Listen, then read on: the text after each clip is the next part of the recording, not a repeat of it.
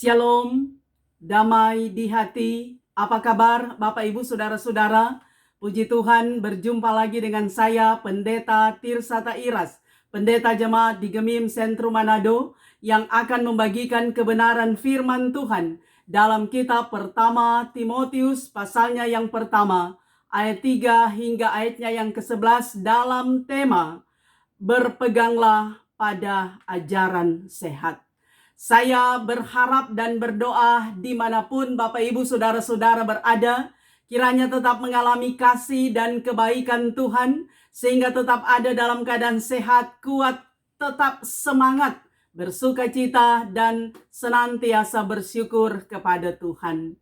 Sebelum kita membaca dan merenungkan kebenaran firman Tuhan, mari berdoa. Ya Tuhan Allah, Bapa yang kami sembah di dalam Yesus Kristus, kami datang kepadamu mengucap syukur atas segala berkat, kasih sayang dan penyertaan Tuhan yang begitu nyata dan sangat sempurna. Saat ini kami akan merenungkan kebenaran firman-Mu. Hamba-Mu bersama Bapak Ibu Saudara-saudara dimanapun mereka berada, yang sementara menyaksikan video ini, mendengarkan kebenaran firman Tuhan. Kiranya kami semua diberkati oleh Tuhan. Tuhan menaruh isi hati Tuhan di mulut hamba-Mu untuk hamba perkatakan kepada banyak orang, sehingga nama-Mu ya Tuhan terus diagungkan dan dipermuliakan. Dan kiranya Tuhan berkat-Mu, berkat sukacita menjadi bagian kami semua. Dalam nama Yesus kami berdoa. Amin. Bapak Ibu Saudara-saudara yang kekasih, mari kita membaca pertama Timotius pasalnya yang pertama, ayatnya yang ketiga hingga ayatnya yang ke-11 dalam perikop mengenai ajaran sesat. Ketika aku hendak meneruskan perjalananku ke wilayah Makedonia, aku telah mendesak engkau supaya engkau tinggal di Efesus dan menasihatkan orang-orang tertentu agar mereka jangan mengajarkan ajaran lain ataupun sibuk dengan dongeng dan silsilah yang tiada putus-putusnya, yang hanya menghasilkan persoalan belaka dan bukan tertib hidup keselamatan yang diberikan Allah dalam iman. Tujuan nasihat itu ialah kasih yang timbul dari hati yang suci, dari hati nurani yang murni, dan dari iman yang tulus ikhlas. Tetapi ada orang yang tidak sampai pada tujuan itu dan yang sesat dalam omongan yang sia-sia. Mereka itu hendak menjadi pengajar hukum Taurat tanpa mengerti perkataan mereka sendiri dan pokok-pokok yang secara mutlak mereka kemukakan. Kita tahu bahwa hukum Taurat itu baik kalau tepat digunakan, yakni dengan keinsafan bahwa hukum Taurat itu bukanlah bagi orang yang benar, melainkan bagi orang durhaka dan orang lalim, bagi orang fasik dan orang berdosa, bagi orang duniawi dan yang tak beragama, bagi pembunuh bapa dan pembunuh ibu, bagi pembunuh pada umumnya, bagi orang cabul dan pemburit, bagi penculik, bagi pendusta, bagi orang makan sumpah dan seterusnya, segala sesuatu yang bertentangan dengan ajaran sehat yang berdasarkan Injil dari Allah yang mulia dan maha bahagia, seperti yang telah dipercayakan kepadaku. Demikianlah pembacaan firman Tuhan. Bapak Ibu Saudara-saudara yang kekasih di dalam Tuhan, Alkitab adalah buku suci bagi orang Kristen atau orang yang percaya kepada Tuhan Yesus, di mana Alkitab ini ditulis tangan oleh manusia, dan manusia yang menulis Alkitab ini diberikan hikmat oleh Tuhan, diberi pengertian oleh Tuhan, dipakai oleh Tuhan, diberikan roh oleh Tuhan untuk dapat menulis segala sesuatu yang diilhamkan oleh Tuhan Allah. Di mana tujuan dari pemberitaan firman atau penulisan firman Tuhan dalam Alkitab ini adalah bertujuan untuk mendidik, untuk mengajar, untuk menasihati orang agar supaya hidup benar, hidup setia, taat, dan takut akan Tuhan. Nah, saudara-saudara yang kekasih, dalam Alkitab ini berisi firman Tuhan, berisi segala nasihat, segala petua, segala petunjuk, segala perintah, segala pengajaran, agar supaya orang yang percaya kepada Tuhan Yesus, bahkan juga orang yang memahami bahwa Yesus itu adalah Tuhan, adalah juru selamat, mengerti tentang kebenaran dan dapat melakukan apa yang benar. Karena itu saudara, Alkitab berisi segala sesuatu yang sudah terjadi, yang sedang atau yang sementara terjadi, bahkan apa yang nanti akan terjadi. Semua telah disuratkan, dituliskan dalam Alkitab. Karena Alkitab ini adalah wahyu dari Allah sendiri kepada manusia yang diberikan hikmat oleh Tuhan sehingga menuliskan apa yang Tuhan inginkan. Karena itu saudara, Alkitab menjadi sumber ajaran yang sehat. Dan hidup orang beriman juga itu harus sesuai dengan standarnya Tuhan. Standarnya Tuhan itu adalah hidup sesuai dengan Alkitab, kebenaran firman Tuhan. Nah saudara yang kekasih di dalam Tuhan, kita dituntun dengan tema berpegang pada ajaran yang sehat. Dan bersama-sama kita sudah membaca dalam kitab Timotius, di mana surat Paulus kepada Timotius ini disebut juga sebagai surat pastoral atau surat penggembalaan. Dan surat ini adalah surat privasi, pribadi dari Paulus kepada Timotius. Namun saudara, isinya bukan saja ditujukan kepada Timotius secara pribadi, tapi juga kepada orang lain. Bahkan secara khusus kalau kita lihat di sini, waktu itu Timotius dia sementara melayani jemaat Efesus. Sehingga surat yang ditulis oleh Paulus ini juga itu ditujukan kepada jemaat Efesus yang menghadapi tantangan-tantangan di mana ada pengajar-pengajar yang tidak sehat, pengajar-pengajar sesat, guru-guru palsu yang mengajarkan ajaran-ajaran yang tidak benar, yang tidak bersumber dari Alkitab. Nah, saudara-saudara yang kekasih, Rasul Paulus dia sangat kenal Timotius. Karena memang Timotius ini dia lahir dari ibunya, dari neneknya yang betul-betul percaya kepada Tuhan Yesus. Ibunya Eunike, neneknya Louis, mereka telah meletakkan dasar yang kuat, fondasi yang kuat bagi Timotius untuk hidup setia, benar, dan takut akan Tuhan. Karena itu Timotius yang muda, usia yang belia, tapi dia memberi diri, memberi hidupnya untuk Tuhan, melayani gereja Tuhan. Padahal tantangan di masa itu tantangan yang sangat-sangat luar biasa. Namun Timotius yang muda, anak muda, dia betul-betul menyerahkan hidupnya, mempersembahkan totalitas hidupnya untuk pelayanan demi kemuliaan nama Tuhan. Karena itu Rasul Paulus menyapa Timotius sebagai anak yang sah dalam iman. Nah, saudara-saudara yang kekasih, kita melihat di sini bahwa Rasul Paulus dalam suratnya dia memberi semangat, memberi dorongan, memberikan penguatan, motivasi kepada Timotius agar supaya Timotius dia bisa melakukan apa yang baik. Terutama tugas dari Timotius ketika dia ada di Efesus adalah menegur, menasehati guru-guru palsu, para pengajar sesat yang mengajarkan ajaran yang tidak sehat. Dongeng dikatakan di sini, silsilah yang tiada putus-putusnya, menghasilkan persoalan belaka. Artinya apa yang mereka ajarkan karena tidak bersumber dari Alkitab, itu justru mengacaukan iman jemaat. Kehadiran mereka, guru-guru palsu ini adalah memprovokasi iman dari jemaat Efesus, mengacaukan. Karena itu tugas dari Timotius menasehati mereka, ingatkan, peringatkan mereka. Sebab saudara, Paulus dia katakan, tujuan dari nasihat itu ialah kasih yang timbul dari hati yang suci. juga dikatakan bahwa dari hati nurani yang murni dan dari iman yang tulus ikhlas.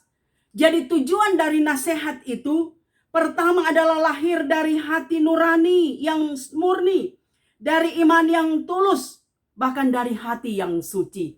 Artinya memberikan nasihat itu betul-betul harus mendidik seseorang atau orang banyak agar supaya hidup benar. Karena itu hatinya harus murni, harus suci.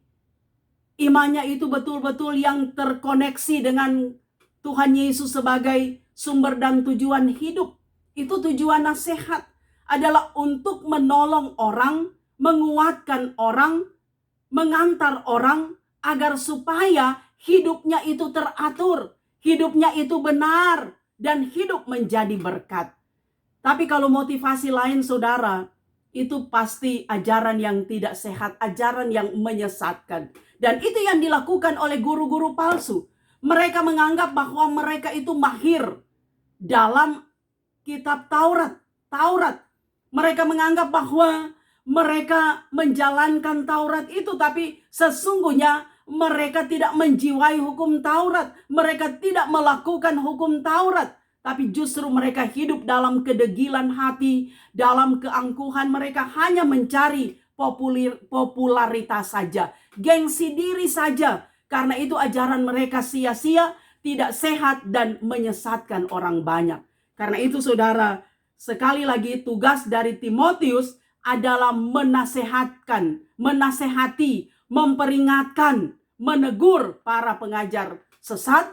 Dan kiranya juga Timotius oleh Paulus katakan dia harus jadi teladan dalam pikiran, dalam perkataan, dalam perbuatan. Sebab walaupun Timotius masih muda, tapi ketika dia memberikan teladan hidup yang baik, maka ada banyak simpati terhadap dia. Dia akan dihargai, terutama apa yang ia ajarkan itu akan didengar oleh orang lain. Demikian juga saudara kehidupan kita. Walaupun kita masih muda, walaupun saudara hidup biasa-biasa saja, tapi kita mampu menampilkan cara hidup yang benar, cara hidup yang berkenan kepada Tuhan, cara hidup yang bisa diteladani, yang bisa dicontohi, yang betul-betul membawa perubahan ke arah yang lebih baik.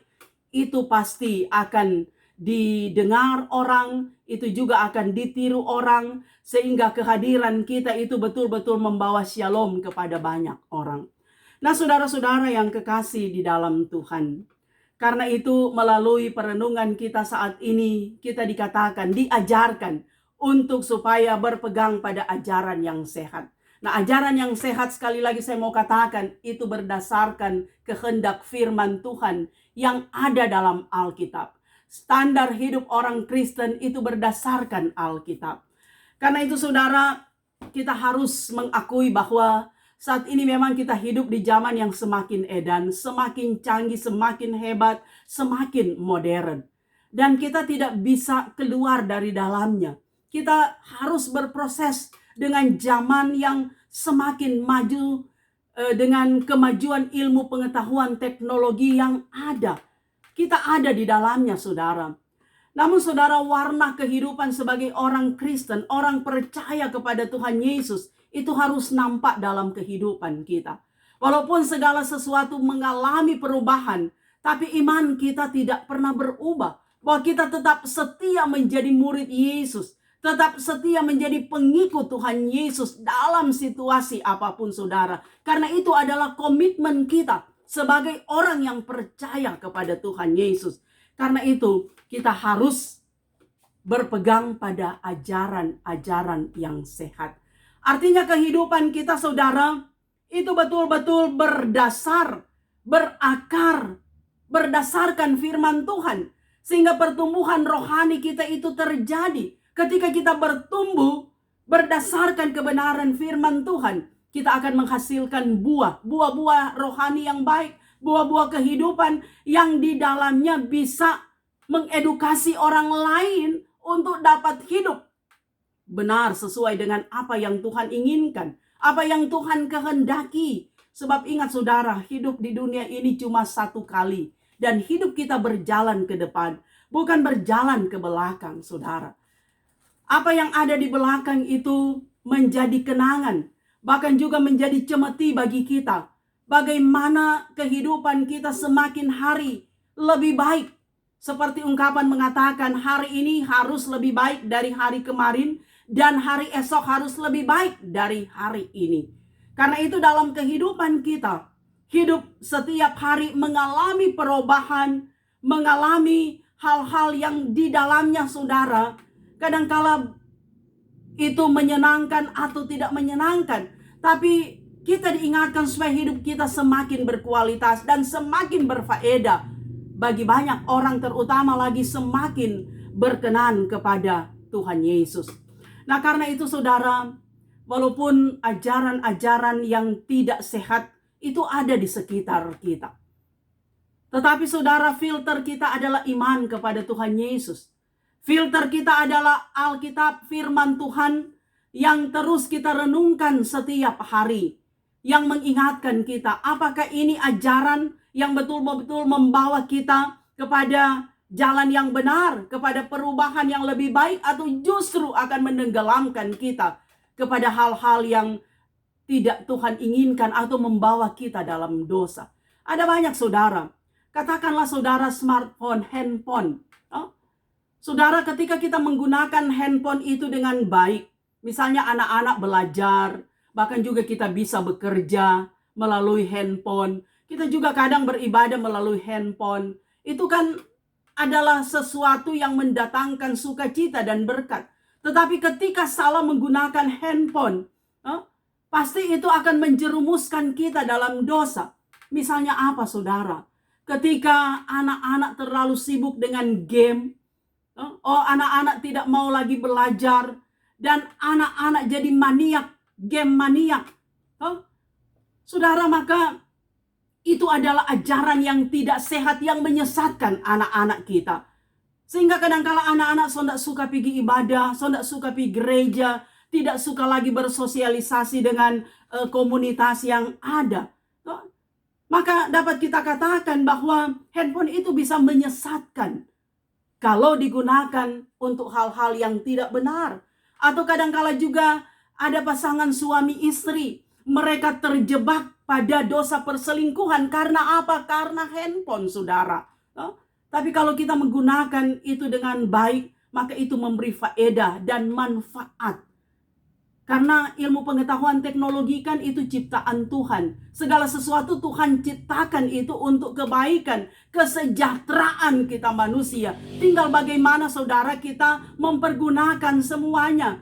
Bagaimana kita memanage semuanya. Apakah untuk kebaikan atau hal-hal yang tidak baik. Tapi mari kita belajar seperti Rasul Paulus, seperti Timotius. Kehadiran kita adalah untuk memberikan satu perubahan yang mengarah pada hal-hal yang baik. Kita menasehati mereka yang berbuat salah, menegur mereka yang melakukan apa yang tidak benar. Termasuk juga sebagai orang tua, ketika kita mendapati anak-anak tidak lagi hidup setia kepada Tuhan Allah, menjadi anak-anak yang susah diatur, yang sulit dinasehati, maka tugas kita adalah mendidik anak kita, mendoakan mereka agar supaya mereka tidak terpengaruh dengan ajaran-ajaran yang menyesatkan. Tapi juga saudara, menjadi pertanyaan bagi kita. Di zaman yang semakin edan ini, ada banyak sekali problematika dalam kehidupan. Ada banyak ajaran-ajaran yang tidak sehat, yang menyesatkan. Dan saya katakan tadi, firman Tuhan menjadi filter bagi kita menyaring semua ajaran-ajaran yang tidak sehat. Tapi jadi pertanyaan, apakah juga kita seperti guru-guru palsu, para pengajar-pengajar sesat yang justru menyesatkan orang lain? Sebab dikatakan bahwa kalau hati kita tidak suci, kalau hati nurani kita tidak murni, maka tujuan nasihat, tujuan kehidupan kita itu tidak akan sampai, tidak akan mendarat, tidak akan kena. Artinya saudara, kehadiran kita menjadi penyesat itu ketika kita hidup dalam keangkuhan, ketika kita hidup masih ada akar pahit yang menggerogoti kehidupan kita, Sehingga kita menutup diri untuk orang lain, kita tidak peka, peduli terhadap orang lain. Maka itu bisa dikatakan kita juga menyesatkan orang lain. Karena kita hidup dalam keegoisan, hidup dalam keangkuhan, tidak melihat situasi yang ada. Padahal kita diingatkan melalui kebenaran firman Tuhan jadi berkat. Tapi kehadiran justru jadi laknat, jadi batu sandungan. Maka itu sama halnya saudara, sia-sia kehidupan kita menjadi guru-guru palsu yang tidak memberikan faedah dan manfaat bagi orang lain.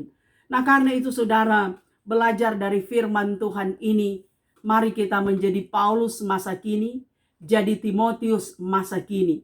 Apapun tantangan yang menghadang kita, apapun persoalan hidup yang kita hadapi, seperti apakah perubahan yang terjadi, mari kita tetap nyatakan iman kita kepada Tuhan Yesus. Kita tetap berpegang teguh pada kebenaran firman Tuhan, sehingga kita tidak terpengaruh dengan ajaran-ajaran yang tidak sehat, tapi justru kita akan menjadi pengajar-pengajar yang memberitakan ajaran yang sehat, kebenaran-kebenaran firman Tuhan.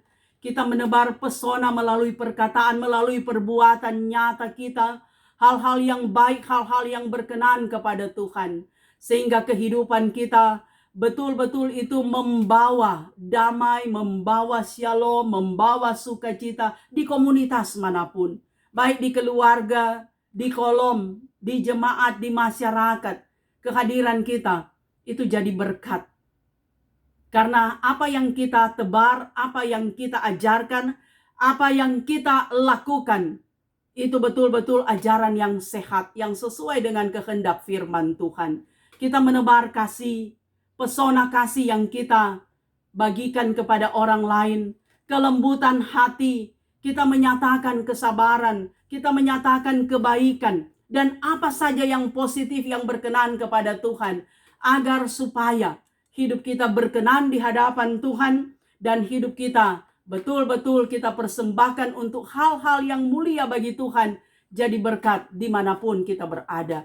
Kiranya Tuhan menolong dan Tuhan memberkati kita semua. Mari berdoa. Terima kasih Tuhan, Engkau adalah Allah kami yang hidup, terus menyertai, menjaga, melindungi kami. Kiranya berkat Tuhan ada bersama kami, kehadiran kami memberi manfaat bagi banyak orang, sekalipun banyak perubahan yang terjadi, tapi kami yakin Tuhan, ajaran-Mu itu mengakar dalam hati pikiran kami. Itu yang menjiwai kami dalam hidup dimanapun, dalam tugas pelayanan, kapanpun Tuhan, kami yakin roh Tuhan yang menuntun kami. Karena itu berkati kami semua dimanapun kami berada. Tuhan dipermuliakan dalam hidup kami. Dalam nama Yesus kami berdoa. Amin. Demikianlah kebenaran firman Tuhan. Saya Pendeta Tirsata Iras bermohon kiranya Bapak Ibu Saudara-saudara bisa support YouTube channel Tirsata Iras dengan cara tekan tulisan subscribe dan tekan tanda like. Berikanlah komentar yang membangun, dan jika berkenan bagikanlah video ini di media sosial yang Bapak Ibu Saudara miliki. Tuhan Yesus pasti memberkati kita semua. Amin.